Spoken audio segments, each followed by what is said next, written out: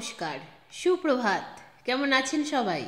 আমি অনন্যার ব্লগসের আরও একটি ঝাঁ চকচকে নতুন ব্লগে আপনাদের সকলকে জানাই অনেক অনেক অনেক স্বাগত। আশা করছি আপনারা সকলে খুব ভালো আছেন, সুস্থ আছেন, সাবধানে আছেন, নিরাপদে আছেন। আমরাও বেশ ভালোই আছি। আজ দিনটি রবিবার।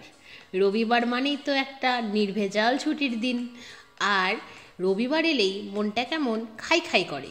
কিন্তু সব রবিবারই যে আমার জন্য মাটন খাবার উপলক্ষ নিয়ে আসে সেটা কিন্তু নয়।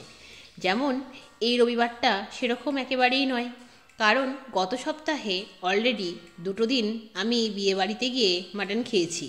তাই মা বলেছে যাতে আমি এই রবিবারে মাটনের কথা বলা তো দূরস্থ, মনেও না আনি। সেই জন্য কি আর করব, আমি না মায়ের বাধ্য সন্তান। তাই আর মনে মনে ভাবলেও মুখে কিছু বলিনি।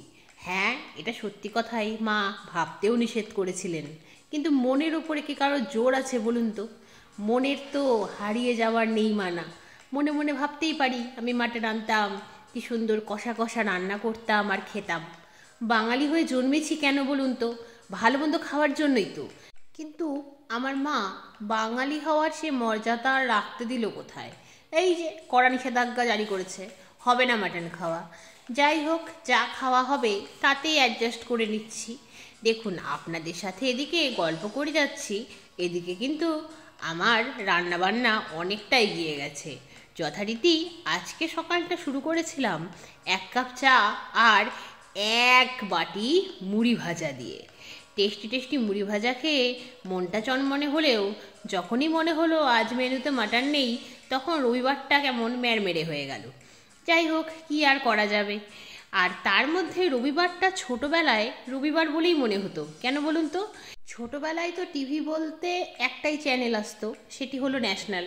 তারপর মাঝখানের একটু সময় বলতে বিকেলের পরের দিকের সময়টাতে সেটি কনভার্ট হয়ে যেত ডিডি বাংলায়।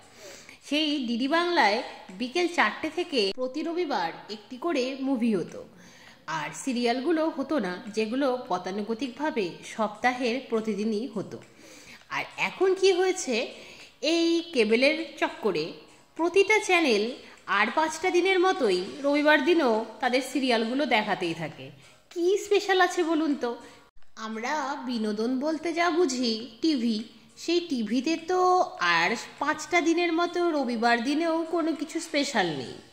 তাই যদি মেনুতে কিছু স্পেশাল থাকে তাহলে ভালোই লাগে। আর মেনুটাও যদি আর 5টা দিনের মতো ওই শাক আর মাছের ঝোল ভাত হয়, তাহলে রবিবারটা আর 5টা দিনের মতোই মনে হয়। কিন্তু কি আর করা যাবে, মুখে একটা চওড়া হাসি রেখে আজকের রান্না বান্না শুরুই করে ফেলেছি। আজ রান্না হচ্ছে যথারীতি উচ্ছে বেগুন ভাজা, সে তো আলাদা করে বলার কিচ্ছু নেই। তার সাথে রয়েছে বোথার শাক বেগুন দিয়ে, আর রয়েছে কাতলা মাছের আলু ফুলকপি দিয়ে ঝোল। ব্যাস এইটুকুই। আর হ্যাঁ, ধনেপাতার চাটনি 2 দিন আগে করা হয়েছিল, সেটি ফ্রিজে রয়েছে, সেটি খাবো। ব্যাস, কোনো স্পেশালিটি নেই। ওই তো সোম বুধ বৃহস্পতি শুক্রবারের মতোই আজকেও একই মেনু। কি আর বলবো বলুন? দুঃখী দুঃখী মন নিয়ে শেষ পর্যন্ত রান্নাটা কমপ্লিট করেই ফেললাম। তারপর গ্যাস রান্নাঘর ক্লিন করে স্নান সেরে এলাম। মা যথারীতি পুজোটা সেরেছিল, তারপর মা মেয়েতে মিলে লাঞ্চ করলাম। লাঞ্চ করেই বেরিয়ে পড়েছিলাম একটু বাইরে। রবিবারটাকে তো স্পেশাল করতে হবে বলুন, তাই নিয়ে এসেছিলাম এই ডোনাটস কেকটা, আর এনেছিলাম 3টে লবঙ্গ মিষ্টির দোকান থেকে। অন্তত সুইট ক্রেভিংটা বন্ধ হবে, যেটি সন্ধেবেলায় এখন প্রায় হচ্ছে। সন্ধেবেলায় সুইট ক্রেভিং হয়, তখন যদি কিছু মিষ্টি জিনিস খেয়ে ফেলি, তারপর আর ডিনার করতে ইচ্ছে করে না। মায়ের কাছে এই নিয়ে প্রতিদিন আমি বকুনি খাই। কি আর করা যাবে, আমি এমনই। যথারীতি সেই মিষ্টি মিষ্টান্ন এনে ঘরে রাখার পরে একটু রেস্ট করলাম। তারপর সন্ধে হতেই সন্ধে প্রদীপটা দেখিয়ে নিলাম। এই ভিডিওটা দেখে কিন্তু ভাববেন না যে আমি বাম হাতে ঠাকুরদেরকে প্রদীপ ধূপকাঠি দেখিয়েছি। অ্যাকচুয়ালি ফ্রন্ট ক্যামেরায় করা হয়েছিল বলেই এটি একদম মিরর ইমেজের মতো উল্টে গেছে। যথারীতি সন্ধে প্রদীপ দেখানো সেরে সান্ধ্যকালীন চা বানানো হলো। সান্ধ্যকালীন চা পর্ব সারার কিছুক্ষণের মধ্যেই মিষ্টি মিষ্টান্নগুলো পেটে চালান হয়ে যাবে। তাহলে আজকের মতো এই পর্যন্তই, আবার দেখা হবে অন্য একটি নতুন ব্লগে। ততক্ষণ সবাই খুব ভালো থাকবেন। ব্লগটি কেমন লাগলো জানাবেন, ভালো লাগলে লাইক করে দেবেন, আর চ্যানেলে নতুন হলে চ্যানেলটিকে সাবস্ক্রাইব করে বন্ধু হয়ে যাবেন। আজকের মতো বাই।